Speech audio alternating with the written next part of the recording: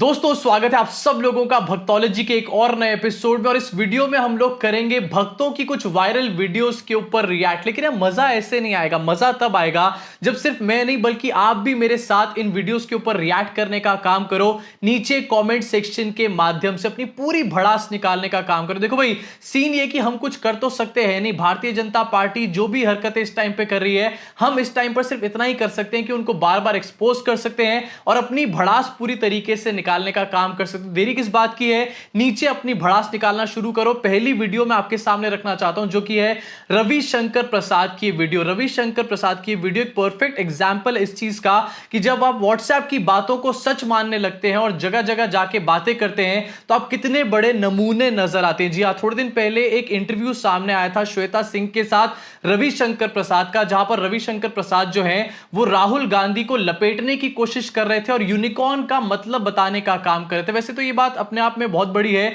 श्वेता सिंह जो कि 2000 के नोट में नैनो चिप की बात करती हैं, उनको तो कुछ भी बोल दो कोई फर्क नहीं पड़ने वाला। लेकिन रविशंकर प्रसाद कई सालों तक हमारे देश के इंफॉर्मेशन टेक्नोलॉजी मिनिस्टर रहे हैं। ऐसे में एक मिनिस्टर के पास दिमाग की कितनी ज्यादा भारी कमी होती है मोदी सरकार के अंदर, यह हमारे को इस वीडियो से साफ साफ पता चलता है। और आखिरकार जो राहुल गांधी को फंसाने की बातें कर रहे थे, उलझाने की बातें कर रहे थे, किस तरीके से अपना ही लंगोट खुलवाने का काम करते हैं, यह भी इस वीडियो से हमारे को समझ आता है। तो सबसे पहले मैं आपको एक वीडियो दिखाना चाहता हूं और इस वीडियो को देख के आपके दिमाग में क्या आता है, नीचे आप भी कॉमेंट सेक्शन में अपनी भड़ास जरूर निकालना। देखिए अपनी स्क्रीन के ऊपर। यूनिकॉर्न मतलब पता नहीं राहुल गांधी यूनिकॉर्न का कितना मतलब जानते हैं, उनके लोग उनको बताएं तो अच्छा होगा। यूनिकॉर्न का मतलब है आपका रेवेन्यू $1 बिलियन। अरे अरे अरे अरे वाह, क्या बात है, वाह। यूनिकॉर्न का मतलब है आपका रेवेन्यू $1 बिलियन, मतलब 7,000 करोड़। तो ये स्थिति होती है तो भारत के 25 साल 30 साल के बच्चे झंडा गाड़। यूनिकॉर्न का नया मतलब यहां पर बता चुके हैं रविशंकर प्रसाद अंकल, जो कि देश के इंफॉर्मेशन टेक्नोलॉजी मिनिस्टर रह चुके हैं, लॉ एंड जस्टिस के भी मिनिस्टर रह चुके हैं। भाई यूनिकॉर्न का मतलब यहां पर होता है जिस कंपनी की वैल्यूएशन $1 बिलियन होती है, ना कि जिस कंपनी का रेवेन्यू $1 बिलियन होता है। ऐसे में भाई हमारे देश के कैबिनेट में कैसे कैसे लोग बिठा रखे हैं नरेंद्र मोदी जी ने, मुझे यह समझ में नहीं आता। यूनिकॉर्न का मतलब है आपका रेवेन्यू $1 बिलियन, मतलब 7,000 करोड़। $1 बिलियन 7,000 करोड़ नहीं होता रविशंकर प्रसाद जी, ये मोदी जी की सरकार है, मनमोहन सिंह की सरकार नहीं है। यहां पर डॉलर का जो रेट है वो लगातार बढ़ता चला जा रहा है। $1 बिलियन की अगर बात करी जाए तो इसका इस टाइम पर भाव है 7,900 करोड़ रुपए। लेकिन आखिरकार इनको कहां से इन सब चीजों का ज्ञान होगा, जो रोज सुबह उठ के व्हाट्सएप के ऊपर पढ़ाई करने का काम करते हैं और व्हाट्सएप के ऊपर जो भी फॉरवर्ड इनके पास आता है उसको सच मानने का काम करते हैं, वो आखिरकार सच्चाई के अंदर कहां से जिएंगे। कोई सवाल का जवाब तो मैं दे सकता हूं, लेकिन जवाब का सवाल मैं कैसे दूं। दोस्तों व्हाट्सएप के ऊपर ऐसा गोबर ज्ञान ना रोज रोज आता है। आज की डेट में मैं देखता हूं, मैं एक व्हाट्सएप ग्रुप पे हूं जहां पर भक्तों की बहुत बड़ी टोली एडेड है। वहां पर किस तरीके की बातें रोज रोज होती, कभी ये बातें करी जा रही होती हैं कि देखो भाई हमारी इकोनॉमी कितनी ज्यादा आगे बढ़ती चली जा रही है, 1 घंटे में 10,000 स्कॉर्पियो गाड़ियां बिक गई। कभी ये कहा जाता है कि हम लोग इकोनॉमी में पीछे कैसे हो सकते हैं जब 1 महीने में हमारे देश में 1 लाख आईफोन्स बिक गए। भाई अगर आईफोन्स बिकने से और स्कॉर्पियो गाड़ी बिकने से देश की जीडीपी कैलकुलेट करी जा सकती होती तो हमने आखिरकार इतनी पढ़ाई किस लिए करी है। जहां पर एक तरफ रविशंकर प्रसाद का ये वीडियो जो है एक मास्टरपीस बन चुका है और जगह जगह इनकी खिल्ली उड़ रही है इस टाइम पर इस वीडियो की वजह से। वहीं आगे बढ़ के आपको दिखाना चाहता हूं, गूगल की तरफ से भी एक ऐसा वीडियो निकल करके आया जिसने भक्तों की पूरी तरीके से इस टाइम पर पिछवाड़े को लाल करके रख दिया है। जी हां, लाल सिंह चड्ढा को बॉयकॉट करने वाले जो भक्त हैं उनका खुद का पिछवाड़ा इस टाइम पर लाल हो चुका है, वो भी गूगल की वजह से। और भक्त इसके बारे में सबसे बड़ी बात यह कि कुछ कर भी नहीं पा रहे। हुआ क्या है कि गूगल ने थोड़े दिन पहले एक एडवर्टीजमेंट लॉन्च करने का काम किया जहां पर इंडिया के आजादी के 75 इयर्स जो हैं उसको सेलिब्रेट करने का गूगल काम कर रहा है।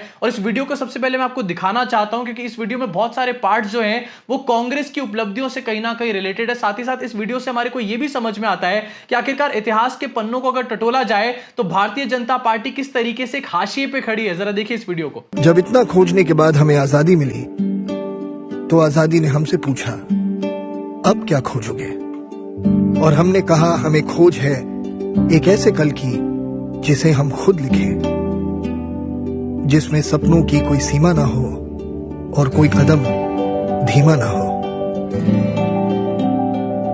एक ऐसा कल जो हरा हो, सफेद हो, जिसमें हम दुनिया को जाने ऊपर से भारत कैसा दिखता है आपको? सारे जहां से अच्छा। और दुनिया हमें। ऑस्कर विनर भानुवत भैया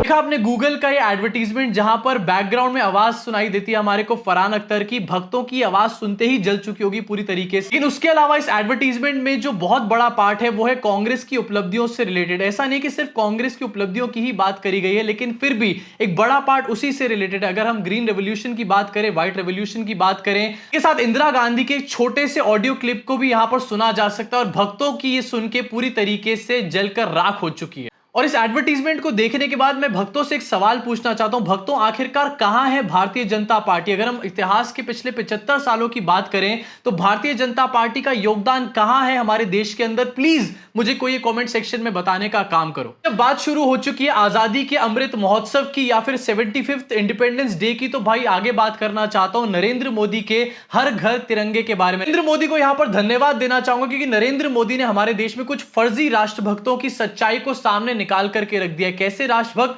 आरएसएस वाले फर्जी राष्ट्रभक्त। क्यों मैं ये बात बोल रहा हूं, आपको एक स्क्रीनशॉट के माध्यम से दिखाना चाहता हूं। नरेंद्र मोदी जो कि हर घर तिरंगे की बात कर रहे हैं और व्हाट्सएप डीपी पे या फिर अलग अलग डीपीज पे तिरंगा लगाने की बात कर रहे हैं, उनके ये अपील करने के बावजूद भी आरएसएस के जो बड़े बड़े लोग हैं अपनी डीपी अभी तक इन्होंने चेंज नहीं करी है और अपनी डीपी पे तिरंगा नहीं लगाया, विच क्लियरली शोज कि तिरंगे की इनके दिमाग में कितनी कम रिस्पेक्ट है। तो देखिए अपनी स्क्रीन के ऊपर मोहन भागवत है, उसके बाद अगली फोटो जो है ये सुरेश सोनी की है, ये भी आरएसएस के एक बड़े ऑफिसर हैं। उसके बाद दत्तात्रेय होसाबले हैं, उसके बाद आगे आपको नजर आएंगे अरुण कुमार, अनिरुद्ध देशपांडे, ऐसे बहुत सारे नाम हैं, वी बगैया, जोशी कृष्ण गोपाल, उसके अलावा नरेंद्र कुमार। ये कुछ ऐसे आरएसएस के बड़े बड़े अधिकारी हैं जिनकी जो डीपी है वो नरेंद्र मोदी के इस कैंपेन शुरुआत करने के बाद भी अभी तक नहीं बदली है। 15 अगस्त जो है बिल्कुल सर पे खड़ा हुआ है, कब बदलोगे तुम लोग अपनी डीपी संगियों? दूसरी तरफ अगर इसी तरीके का कुछ काम विपक्ष के लोग करते तो अभी तक इसके ऊपर एक नैरेटिव सेट करना शुरू कर चुके होते हमारे देश के मीडिया वाले, साथ में बीजेपी आईटी सेल के लोग। साथ कुछ और भी फर्जी राष्ट्रभक्त है जिनको नरेंद्र मोदी ने इस टाइम पर पूरी तरीके से एक्सपोज करने का काम किया। सबसे पहले आपको एक छोटा सा वीडियो दिखाना चाहूंगा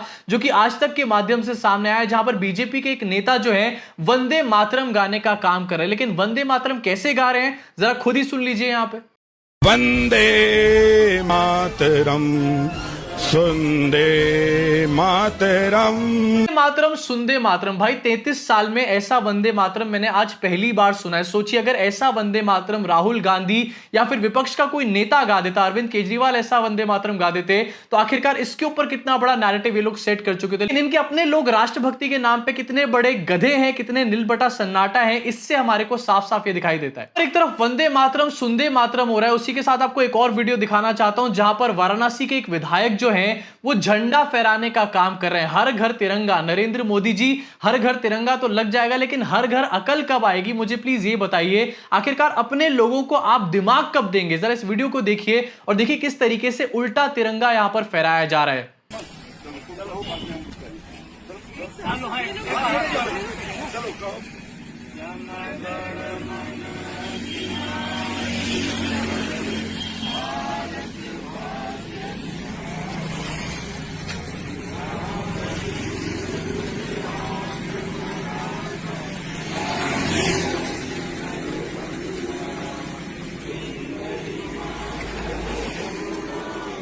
वाह वाह वाह, क्या बात है। आज तक 33 साल में मैंने जो तिरंगा देखा है उसमें सैफरन ऊपर आता है, बीच में व्हाइट आता है और नीचे हरा रंग आता है। लेकिन ये तिरंगा ये भारतीय जनता पार्टी का न्यू इंडिया वाला तिरंगा है, जहां पर हरा रंग ऊपर है, बीच में व्हाइट कलर और नीचे सैफरन कलर है। अगर यही काम किसी और पार्टी का कोई बंदा कर देता तो भाई हाय तौबा मच जाती। अभी तक राष्ट्रभक्ति के ऊपर इतना सारा गोबर ये लोग ऑलरेडी फैला चुके हैं। उसके अलावा आपको एक और फोटो दिखाना चाहता हूं जो कि रवि किशन ने पोस्ट करने का काम किया था अपने ट्विटर के ऊपर, और रवि किशन ने साथ साथ ये भी प्रमाण दे दिया था कि आखिरकार रवि किशन कितना फर्जी राष्ट्रभक्त है। अपनी स्क्रीन पर देखिए, इसने फोटो पोस्ट करने का काम किया था जो कि संसद भवन के बाहर की फोटो है, जहां पर इसने फोटो के ऊपर लिखा है भारत माता की जय। भाई भारत माता की जय लिखने का मतलब ये नहीं होता कि तुम समझदार हो जाओगे, तुम रहोगे निहायत ही बेवकूफी। दो फोटोज नीचे इस आदमी ने लगाई हैं और दोनों फोटोज के अंदर ये आदमी जो है पीछे दो तिरंगे हैं और आगे ये आदमी कैमरे को सल्यूट करने का काम कर रहा है, जो कि हमारे देश के तिरंगे का बहुत बड़ा अपमान है। भाई जहां पर तिरंगा लगा होता है वहां पर तिरंगे को सामने देखकर सल्यूट किया जाता है, उसको पीठ नहीं दिखाई जाती। लेकिन ये संगी चिंटुओं को कौन समझाए आखिरकार? और इसी के साथ जाते जाते दोस्तों एक फोटो आपको आपकी स्क्रीन पर दिखाना चाहता हूं, जहां पर आजादी का अमृत काल मनाया जा रहा है, अमृत महोत्सव मनाया जा रहा है। वहीं पर आखिरकार ये मोहतरमा इस टाइम पर कहां पर है, पूछना चाहता हूं भारतीय जनता पार्टी के लोगों से। ये वो मोहतरमा है जिन्होंने लल्लन टॉप के एक शो में ये कहा था कि आजादी जो है हमारे को 99 साल की लीज पर मिली, और इस औरत की गलती नहीं है। जैसे कि मैंने बताया कि व्हाट्सएप के ऊपर सुबह शाम इसी तरीके का ज्ञान पेला जाता है, इसी तरीके की बातें करी जाती है, और भक्तों के दिमाग में इसी तरीके से गोबर भरने का काम किया जाता है। इसी फोटो के साथ इस वीडियो को यही खत्म करना चाहूंगा और बोलना चाहूंगा भक्तों से कि अगर तुम्हारे को सच में हमारे देश का इतिहास पढ़ना है तो किताबें टटोलो। व्हाट्सएप के ऊपर इतिहास की पढ़ाई नहीं होती बेटा। अगर व्हाट्सएप के ऊपर इतिहास की पढ़ाई करोगे ना तो खुद भी बहुत जल्दी इतिहास बन जाओगे तुम लोग। साथ ही दोस्तों आपको याद दिलाना चाहता हूं कि 11 अगस्त यानी कि आज से ठीक 2 दिन बाद लाल सिंह चड्ढा रिलीज होने वाली है। और लाल सिंह चड्ढा हिट होगी या फ्लॉप होगी मुझे नहीं पता, लेकिन मैं तो लाल सिंह चड्ढा देखने जरूर जाऊंगा, क्योंकि भक्तों की लाल करने में जो मजा है वो आखिरकार किसी और चीज में कहां है भाई। इसी के साथ इस वीडियो को यही खत्म करते हुए कैसी लगी आपको ये वीडियो कमेंट सेक्शन में कमेंट करके बताना। अगर पसंद आए तो नीचे दिए लाइक के बटन को, सब्सक्राइब के बटन को, बेल आइकन को जरूर दबाना। मुलाकात होगी आप सब लोगों से इस चैनल के अगले वीडियो में दोस्तों।